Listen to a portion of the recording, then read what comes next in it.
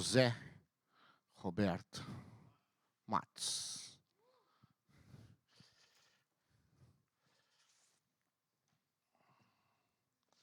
Amém. Te louvamos, Deus, pela vida do pastor Roberto. Obrigado, Senhor, pela sua disposição de estar compartilhando tudo aquilo que tu tens colocado no seu coração para a vida da igreja.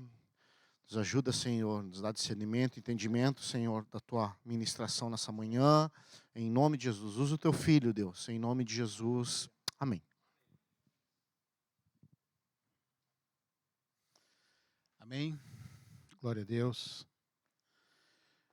Deus possa nos abençoar nesse dia, nesse tempo. Estava comentando com o pastor Alberto ontem, né? A gente está tendo aqui na nossa igreja, hoje à noite, você não pode perder, vai estar conosco o pastor José Bernardo, lá de São Paulo, um homem de Deus, presidente da AME Evangelizar. E a AME é a Associação de Auxílio, sim, é um ministério que auxilia as igrejas no cumprimento da missão de evangelizar. Então, eles têm materiais muito próprios para evangelização.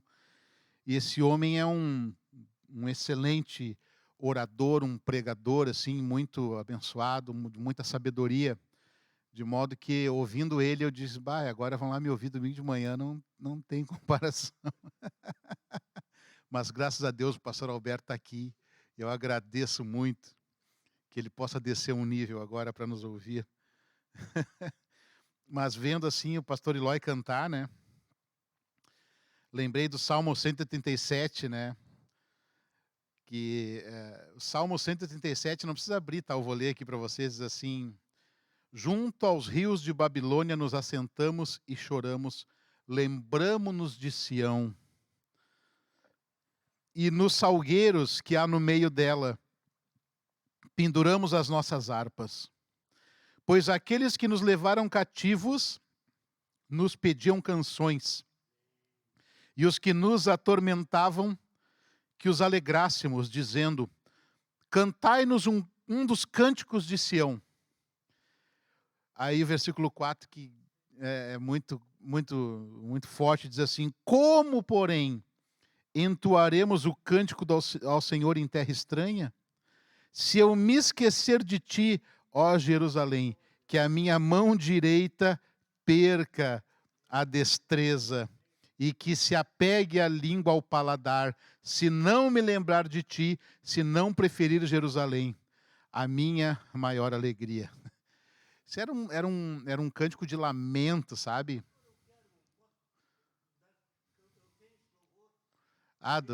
Aham.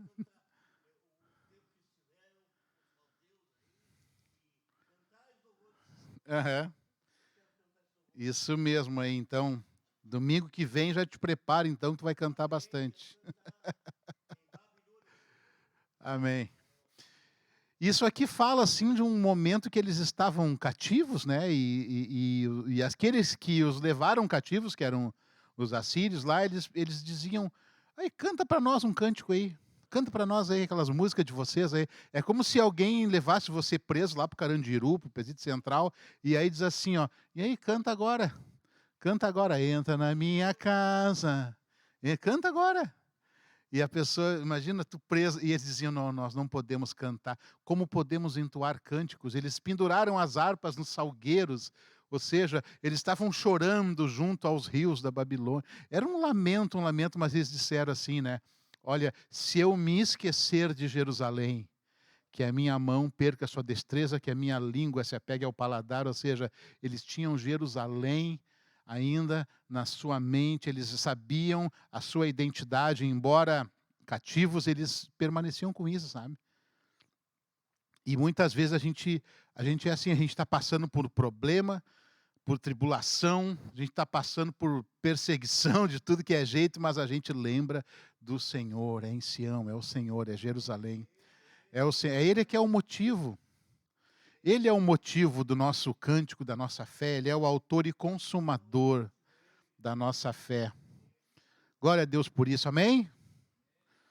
Bom, vencida essa parte inicial, eu quero avisar aos alunos da Escola de Servos que hoje é o último módulo, a última aula do tema Visão do Ministério. Se você sabe de alguém que queira fazer a escola de servos, então já avise que no dia 14 de agosto, né, pastor Alberto? Dia 14 de agosto iniciará uma nova turma. Então as pessoas, já temos alguns inscritos, né? Então, se você quer participar formalmente da escola de servos, você pode também procurar o pastor Alberto, que ele vai efetuar a sua inscrição. E aqueles, então, a gente sempre avisa, não esqueçam de, no final, assinar ali a lista de presença, tá? E durante a semana, agora, vai ser postado ali no Classroom, na Google Classroom, onde a gente tem ali a turma, vai ser postado ali a avaliação desse módulo, tá? Então, alguém tem tido problema em acessar o Classroom? Não? Todos estão acessando? Que a gente às vezes não vê muita interação ali, né? Mas você pode enviar mensagens, fazer perguntas ali, é como se fosse uma sala de aula virtual. Então, às vezes a gente não usa muitas ferramentas, né? Mas qualquer dúvida, qualquer comentário você pode fazer ali no Classroom também. Amém. Glória a Deus. Abra a sua Bíblia agora lá no livro de 1 aos Coríntios, no capítulo 3.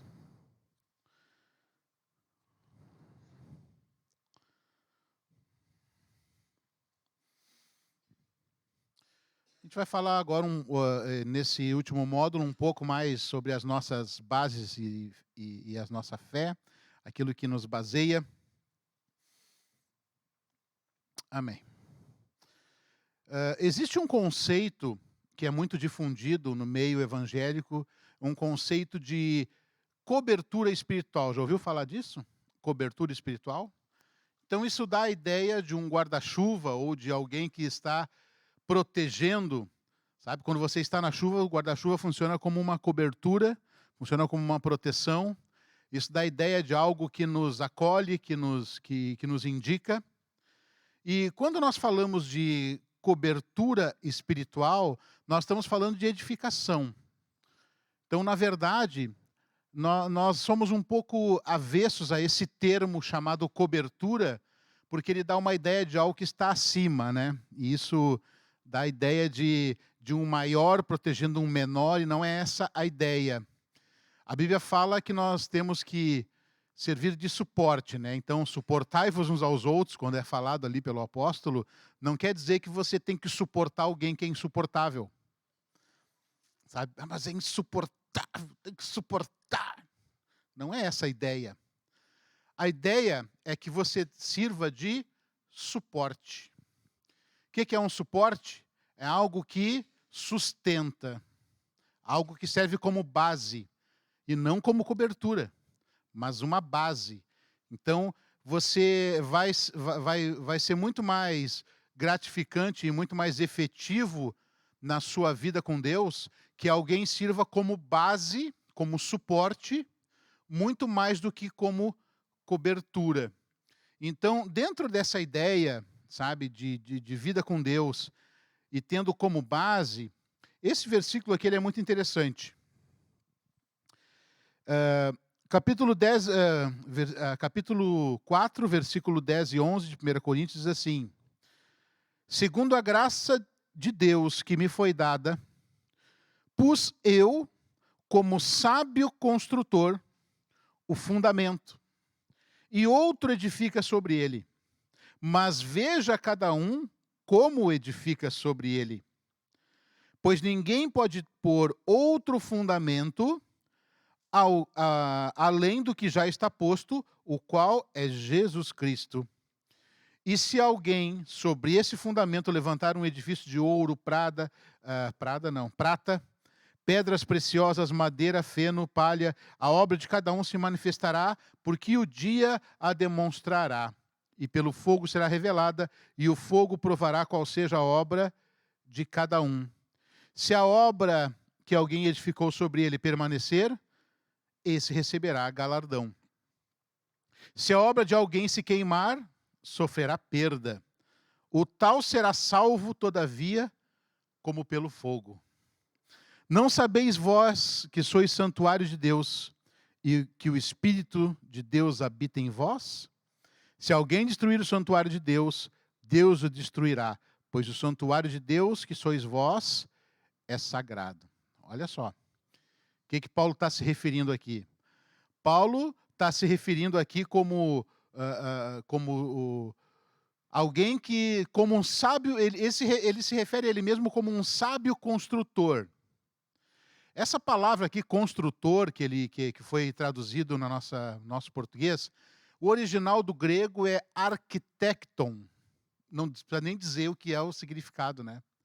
É arquiteto, construtor, aquele que projeta. E Paulo está dizendo, eu como um sábio construtor, eu lancei o fundamento. E esse fundamento, ele é lançado para que algo seja edificado sobre ele. Então, automaticamente, quando Paulo fala que lançou as bases e que lançou o fundamento, ele está pensando no que vai ser construído sobre esse fundamento. E essa construção a que Paulo se refere é a igreja, é a nossa vida. Então, nós somos fruto de um fundamento que foi lançado e que lá no livro de Efésios você pode ver que Cristo é descrito como a pedra angular dessa construção. E Paulo mesmo diz que essa pedra é Cristo. Então, ele é a pedra, ele é o fundamento, ele é a base de todas as coisas. E sobre esse fundamento que é Cristo, nós somos edificados, nós somos construídos e nós somos ensinados como ser igreja. E aqui ele fala de várias formas também de construção. É interessante que ele chega a dizer o seguinte, olha, veja cada um como constrói sobre esse fundamento. Esse fundamento é a base de tudo. E cada um constrói de acordo com o que acha, né? Ele está falando ali, ó, o fundamento, ele lançou o fundamento e outro edifica sobre ele, no versículo 10, mas veja cada um como edifica sobre ele. Ou seja, ó, cuidado sobre o que você vai edificar sobre esse fundamento. Por quê? Porque o fundamento é Cristo. E o que é edificado sobre esse fundamento, ele está dizendo, veja bem como você vai edificar. Porque ele está dizendo que outro vai edificar. Ou seja, ele está falando que essa construção, ela tem uma continuidade. A igreja, se você for depois, mais tarde, assim, se você se interessa por isso, se você for estudar a história da igreja, você vai ver que ela passa por vários períodos, passa por várias fases, e essa construção ainda acontece hoje. Por quê? Porque a igreja é um organismo vivo. E ele utiliza a ideia de uma construção que é algo inanimado, que é algo, vamos dizer assim, mais concreto, para falar de algo um pouco mais abstrato, algo mais, vamos dizer assim, espiritual, que é a construção da igreja, mas que também, de alguma forma, é algo concreto, porque nós falamos de pessoas. Nós somos edificados. A Bíblia diz que nós somos o edifício de Deus, nós somos lavoura de Deus, nós somos uma edificação de Deus. Então, quando se fala em edificação, algo que edifica, algo que constrói, por isso a palavra diz assim, ó, não saia da vossa boca nenhuma palavra torpe, mas sim aquilo que sirva para edificação. Ou seja, aquilo que vai construir na vida da pessoa. Então, a nossa vida ela é uma construção. A nossa vida, o momento que você chegou hoje, a idade que você tem, o estágio que você está, é uma construção. E a sua vida também passou por várias fases, por vários momentos, mas hoje você é o resultado de uma construção que outros fizeram, a saber, os seus pais, seus professores, seus tutores, e que também você, de certa forma, a partir do momento que você começa a tomar decisões, você também vai edificar a si mesmo. Você também faz parte desta construção. Então é um complemento entre o que você recebe e aquilo que você mesmo edifica sobre você. Então, por isso que a salvação, ela é individual, mas ao mesmo tempo ela é coletiva. Por quê? Se individualmente eu sou alvo da misericórdia e da graça de Deus, isso me transporta para coletivamente ser parte da igreja e do corpo de Cristo. A partir disso, eu estou construindo e eu estou sendo construído. A partir disso, eu estou sendo edificado e eu estou edificando. Então, isso é o que vai nos dar a base, é o que vai nos dar a substância para que a gente possa prosseguir na nossa caminhada, nessa construção chamada vida com Deus. E aqui é interessante porque ele fala que, lá no versículo 15, né, diz que mesmo se a obra de alguém se queimar, né, assim, vai sofrer perda, mas o tal, todavia, será salvo como que pelo fogo. Não queira ser salvo como que pelo fogo. Isso está dizendo que a sua salvação, ela não está comprometida, mas aquilo que você pode edificar de uma maneira estranha, pode ser que você sofra, pode ser que você tenha algumas perdas, mas mesmo assim, ainda como que, sabe quando você salva alguma coisa do fogo? O lado bom é que daí você sai do fogo, você sai do sofrimento. E você está salvo. Mas para que sofrer toda essa perda, todo esse dano, se nós podemos fazer uma construção melhor? De prata, de ouro, alguma construção que seja mais, que para Deus, sabe, algo que se fala muito no meio evangélico, para Deus é sempre o melhor. Sempre o melhor. O que Mateus 6 fala, né? Buscai, em primeiro lugar, o reino de Deus e a sua justiça. E todas as demais coisas vos serão acrescentadas. Então, o reino de Deus é em primeiro. Deus é em primeiro. Deus está na proeminência. Isso é edificar com uma obra que custa, uma obra de ouro, uma obra, sabe? E isso não é algo que a gente faz de qualquer jeito, mas é entregar o melhor para Deus. Então a gente tem que entender isso também, né? Temos que entender isso também. Amém? Vamos lá, que hoje eu não posso passar do horário, as plaquinhas já estão prontas lá. Amém. Glória a Deus. Abra sua Bíblia agora no livro de Hebreus, no capítulo 6.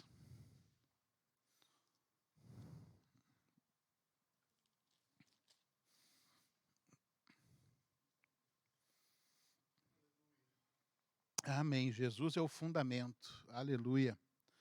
Estava lembrando daquela música que a gente cantava lá. Eu me converti em 92, eu gosto de cânticos antigos. Quando eu me converti, esses cânticos já eram antigos. Imagina aquele que diz assim, né, que Jesus, a rocha eterna, a pedra angular, que os poderes do inferno não puderam derrubar. Que saudade, né? Jesus é a rocha eterna, a pedra angular. Aleluia. Ele é o fundamento, ele é o princípio de todas as coisas. Amém. Vamos então falar aqui sobre Hebreus capítulo 6, que diz assim: pelo que, versículo 1, deixando os ensinos elementares da doutrina de Cristo, prossigamos para a perfeição, não lançando de novo o fundamento do arrependimento de obras mortas e da fé em Deus, o ensino sobre batismos e imposição de mãos, e sobre a ressurreição dos mortos e o juízo eterno. E assim faremos, se Deus permitir. Olha só, a ressurreição de mortos é uma doutrina básica. Alguém já ressuscitou um morto aí? Como nós estamos longe, né, daquilo que é chamado pelo livro de Hebreus de doutrinas básicas. Mas ele está falando do quê? Quando ele fala em doutrinas básicas, isso faz parte, sabe? As doutrinas, ou essa palavra doutrina, a palavra do grego é didaquê é a palavra, ela dá conta de um ensino, dá conta de algo que aponta, de algo que nos sustenta durante a nossa caminhada. Então, essas doutrinas básicas, esses ensinamentos básicos, são o que a gente encontra de acordo com o nosso nível, sabe, de leitura da palavra de Deus, de conhecimento da palavra de Deus. Por isso que é importante a gente ter um hábito de leitura e de oração. Ter um hábito, sabe, é algo que, se você fizer um plano direitinho, de ler tantos versículos por dia, você, em um ano ou menos, você lê a Bíblia toda. Sem dificuldade. Sem estresse, sem ninguém cobrando você. Você consegue ler. E isso nos dá uma substância, isso nos dá uma base que vai nos preparar para prosseguirmos na nossa vida com Deus. Sabe que isso nos dá, assim, uma firmeza de poder enfrentar situações de cabeça erguida, sabe? De poder enfrentar o perigo, enfrentar o problema, sem que isso afete a nossa fé, a nossa base, a nossa vida. Sem que, lógico, tem problemas que nos afetam, sempre, né? Mas até nesse momento de provação, nós vamos dar uma resposta daquilo que nós temos construído como base. Sabe? Aquilo que você vai enfrentar a situação de uma perspectiva diferente. Uma perspectiva de eternidade. Uma perspectiva de saber, de ter certeza que não, a minha vida está guardada em Deus. Não importa o que aconteça. Tem uma praia, eu não me lembro o nome da praia agora, onde tem um campeonato muito famoso de surf, acho que lá em Portugal, se não me engano é em Nazaré, o nome da ilha, Nazaré, né? Nazaré, isso, a Miriam já esteve lá, já surfou. São as ondas gigantes. E tem um campeonato de quem surfa a maior onda, e um brasileiro um dia ganhou esse prêmio aí, né? Gente, tu olha a foto, lógico, os fotógrafos, né, ficam todos em cima de um morro, mais ou menos como é em Torres ali, que é mais perto, né? Aquela praia da Guarita tem aquele morro, né? Então os fotógrafos ficam em cima de um morro para poder fotografar. E tem fotos que são horripilantes só de olhar. Porque a onda é de 40, 50 metros. E o surfista fica desse tamanho no meio da onda, assim, sabe? Andando assim. E quando aquela onda bate na costa, tem um farol ali no meio de umas rochas. Então aquela onda bate e ela vem para cima assim e aquele farol permanece. Eu não sei como é que os caras conseguem surfar aquele tipo de onda. Para chegar lá tem que ser só de jet ski. E para sair da água depois tem um helicóptero lá que pega os surfistas. É impressionante. Aquilo lá é coisa para louco mesmo. Mas deve ser espetacular, né? Para quem gosta.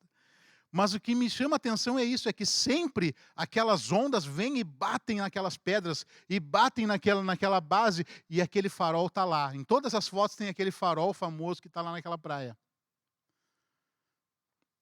Sabe que aquele que tem Cristo como base é como esse farol aí. Pode vir a onda que vier. Pode vir uma onda do tamanho de um prédio de 10 andares. Pode vir a onda, ela vai bater e você não vai ser movido do seu lugar. Vai permanecer firme ali como aquele farol lá. Por quê? Porque a nossa base é o Senhor. Não é porque nós somos melhores, não. É porque o Senhor é que nos sustenta. É porque é Ele que nos está dando sustento. Aleluia. Deus é bom o tempo todo, né? Aleluia.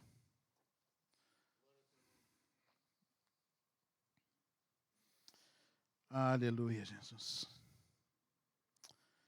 Senhor, Tu és o nosso fundamento, Pai. Tu és a base da nossa vida, Senhor.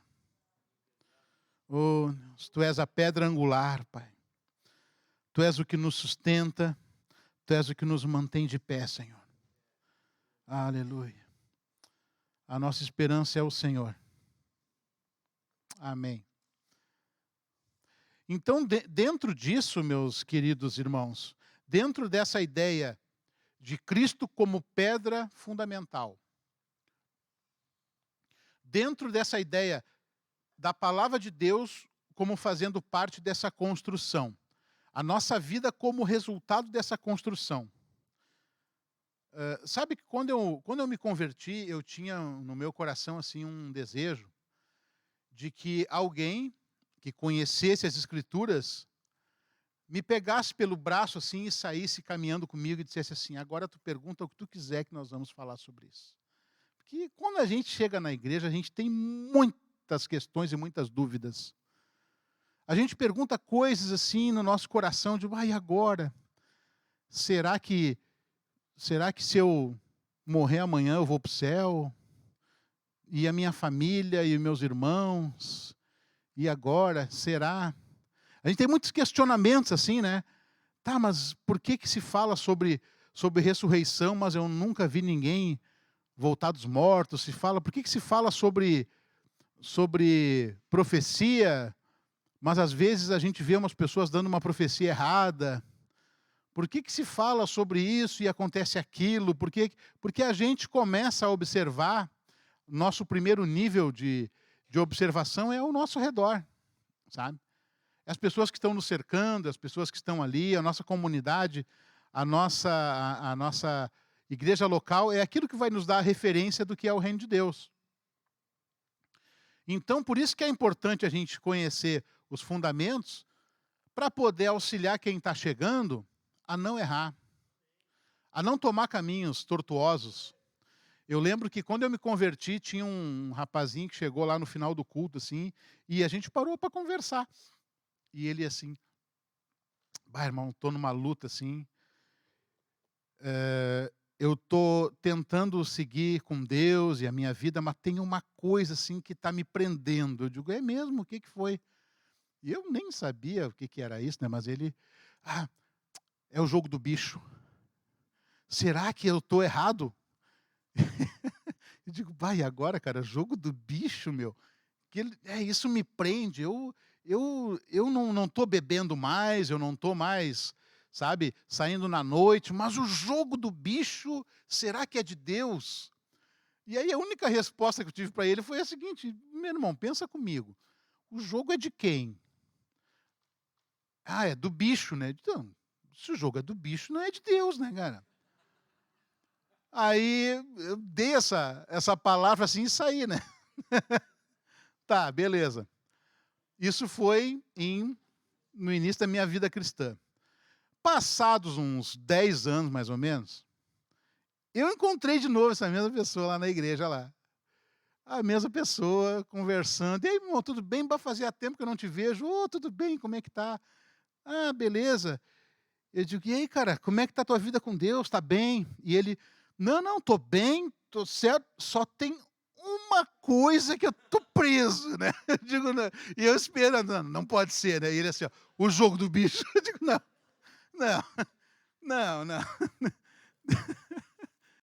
Você ri, mas foi verdade isso que aconteceu, cara. Você passou tanto tempo e para alguns isso pode ser assim, simples, mas para ele, era a luta da vida dele, era o jogo do bicho, cara. Eu digo, Jesus amado. Eu digo, teve outra vez que teve um irmão lá que fazia parte do ministério ali da portaria, e eu ajudava também na portaria. E esse irmão, ele ficou um tempo sumido da igreja. E ninguém conseguia saber dele, ninguém conseguia saber onde ele andava, o que ele andava fazendo, preocupados, né? Aquele irmão era tão fervoroso, era tão, né? Onde é que será que ele está? Passados uns 3 meses, mais ou menos, ele reapareceu. E todo mundo, como é que tu tá? Por onde que tu andava? O que tu andava fazendo? E ele, não, prefiro não comentar. Digo, não, mas onde tu andava? Fala aí, não, deixa assim, vamos. Tá, tudo bem. Aí ele sentou do meu lado no culto, e o pastor disse assim, agora você vai orar pela pessoa que está do seu lado. E ele do meu lado. E eu assim, tá, irmão, então faz uma oração aí, ora por mim, depois eu oro por ti. E ele, tá bom. Aí ele começou a orar assim. Senhor meu Deus e meu Pai. Eu digo, já sei onde tu andava. Não precisa nem falar por onde tu andava. Ai, ai. Não foi boa a piada, né? Mas não era piada, isso é verdade. Isso é verdade. Ou seja, pelo jeito como ele orou, eu sabia onde ele andava. Ele andava por terrenos escorregadios aí, né? Mas tu vê como isso marca a nossa vida, né? Mas eu quero falar sobre algumas coisas que nós cremos como igreja, tá? Vou falar assim, lógico, já temos 11h15, nós temos 15 minutos ainda, não se preocupe. Eu vou falar aqui sobre algumas bases da nossa fé, tá? Vou falar rapidamente, mas a gente pode depois conversar outra hora sobre isso. Mas são coisas que a gente crê e que fazem parte daquilo que nós, como igreja, aqui no nosso cotidiano, a gente tem. Primeira coisa, nós cremos na existência de um só e eterno Deus, Pai, Filho e Espírito Santo, um em essência e triuno em pessoas. Ou seja, nós cremos que Deus é Deus Pai, Filho e Espírito Santo, nós cremos nisso, e você vai ouvir várias explicações e a gente pode conversar depois, mas é isso que nós cremos. Amém? Aleluia. Deus Pai eterno, Criador e sustentador de todo o universo, onipotente, onisciente e onipresente, Santo, soberano, tudo e todos, antes e agora e para todo sempre. Ou seja, nós cremos que Deus é soberano.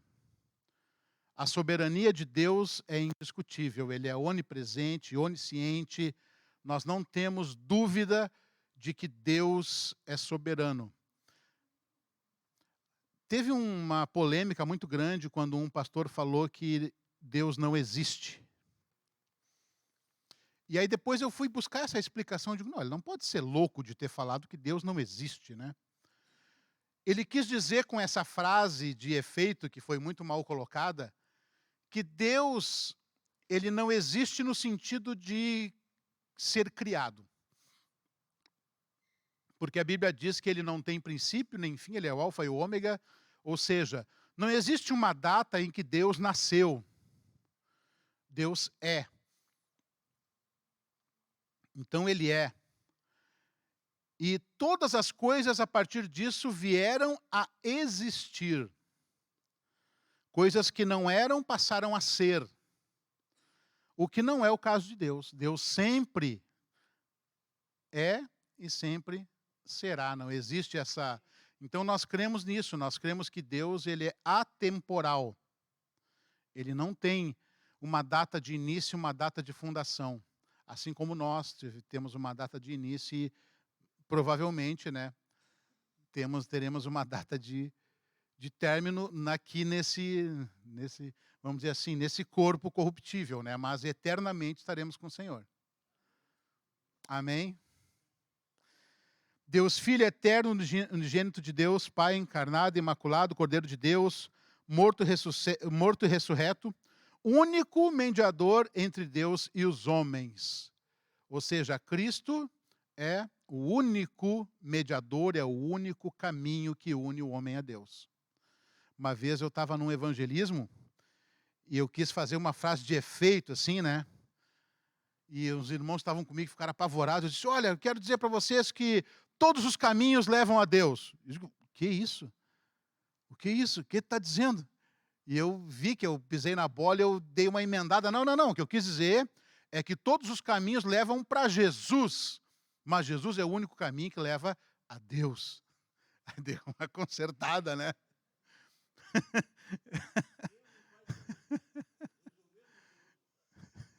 Porque as pessoas hoje, elas têm oportunidade de encontrar com Jesus em todo tempo, né? Em todo tempo. Em todo tempo as pessoas estão evangelizadas, as pessoas estão...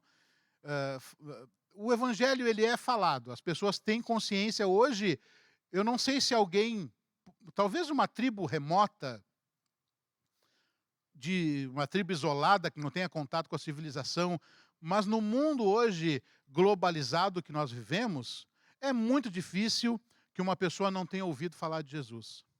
Então, se alguém nega a Cristo, ele não pode alegar que nunca ouviu falar de Jesus. Essa pessoa teve oportunidade e ela negou. Então, ela, por esse ato, ela também vai colher as consequências daquilo que ela... Amém. Outro ponto aqui, importante. Espírito Santo, nós também cremos que o Espírito Santo, como pessoa da Trindade, o Espírito Santo também é Deus. E aqui eu queria fazer um comentário assim bem pontual, tá? Porque há muitas pessoas que começam a dizer o seguinte: puxa vida, mas eu tenho medo de estudar muito a Bíblia, porque a própria Bíblia diz que a letra mata e o Espírito vivifica. Então a pessoa tem medo de que estudando muito ela vai perder o Espírito Santo. Eu não sei de onde saiu isso. Aliás, até posso saber de onde saiu. Mas não é do céu. Da onde isso? Porque a palavra é o verbo. A Bíblia diz que o verbo era Deus. E o verbo estava com Deus. E tudo o que se fez foi por intermédio dele e para ele. E o Espírito Santo faz parte disso. A Bíblia diz que no princípio havia trevas sobre a face do abismo, mas o Espírito de Deus se movia. Ou seja, o Espírito Santo está sempre, desde o início, porque não há divisão nisso. Então entenda que quando você está estudando a palavra de Deus, você está sendo guiado e orientado pelo Espírito Santo.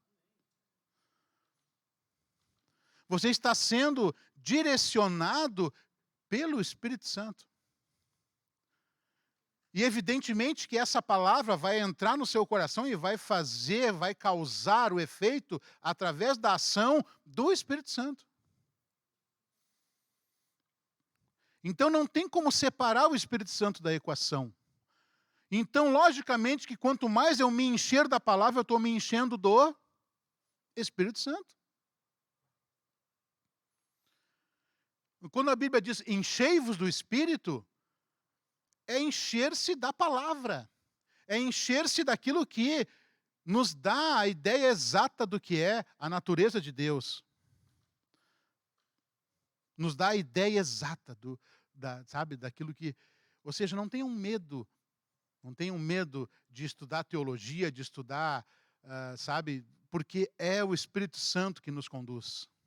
E ele jamais, até aqueles que são, vamos dizer assim, que dão maior ênfase ao mover do Espírito, o Espírito Santo jamais vai ir contra a sua palavra.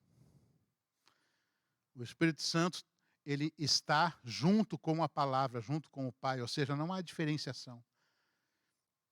Então, nós cremos nisso. Amém?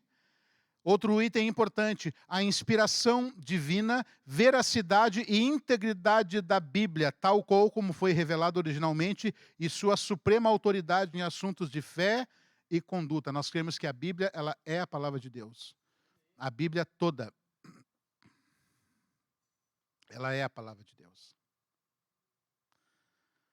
A Bíblia não somente contém a palavra de Deus. Tem uma teologia hoje, uma teologia mais liberal, mas mais voltada assim para o humanismo, que diz que a Bíblia não é toda ela que foi revelada por Deus. Elas alegam que a Bíblia tem muito conceito humano, tem muita coisa que não é. Esqueça isso. A Bíblia é a palavra de Deus. E nós cremos nela. Nós cremos em tudo o que a Bíblia diz, ela é a nossa regra de fé e prática. Ela é o que nos dá o caminho, é o que nos, ela é a base. Porque ela também é Cristo, a palavra, o verbo. Amém? Outro ponto importante aqui.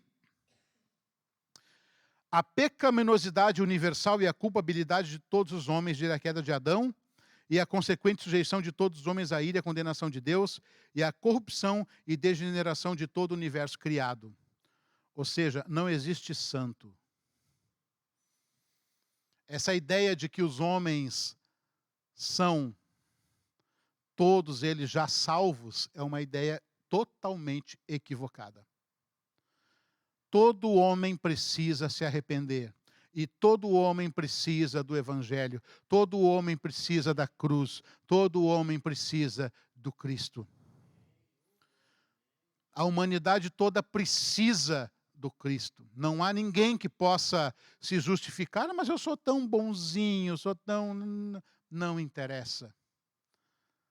Isso tem uma figura muito importante até na vida de Jó, que era um homem que temia a Deus, andava retamente, não se desviava, era um homem que o próprio Deus olhou para ele e disse assim: olha, está vendo esse meu servo Jó? Que exemplo. Até mesmo Jó reconheceu depois que só conhecia a Deus de ouvir falar. O que sobra para nós, né? Mas agora meus olhos te veem. Me arrependo no pó e na cinza. Ou seja, o homem precisa passar pelo arrependimento. A criação por si só não é boa. O homem por si só não é bom. Não há nada de bom que possa advir do homem, da sua natureza. Porque a natureza do homem é pecaminosa, a natureza do homem é decaída por causa do pecado. Então isso tem que ficar muito claro para nós também. Aleluia. Um ponto interessante que está bem junto com esse, né, diz assim que a redenção da culpabilidade, pena, domínio e corrupção do pecado, somente por meio da morte expiatória do Senhor Jesus Cristo, o Cordeiro de Deus, nosso representante, substituto, ou seja, ele morreu em nosso lugar, que através do seu sangue satisfez a justiça de Deus e triunfou sobre a morte, o diabo e seus anjos por toda a eternidade.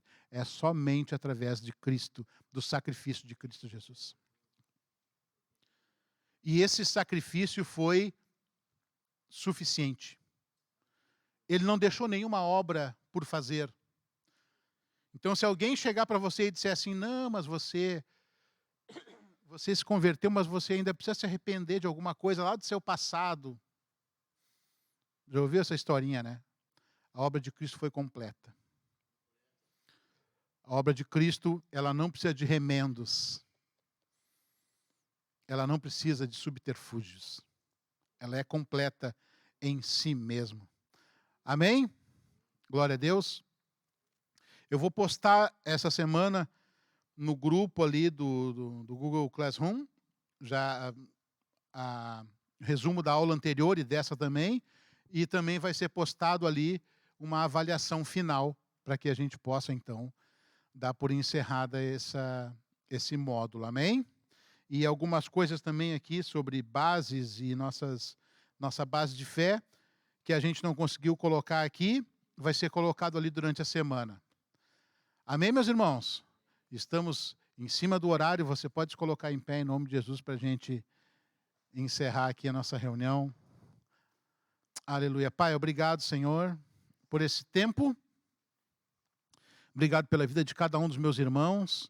Obrigado, Senhor, pela nossa vida. Nos guarda agora, Senhor, na volta à nossa casa. Nos abençoa, Pai, em nome de Jesus. Que nós possamos dar o melhor para Ti sempre, Senhor. Em nome de Jesus. Amém. Amém, meus irmãos. Deus abençoe cada um.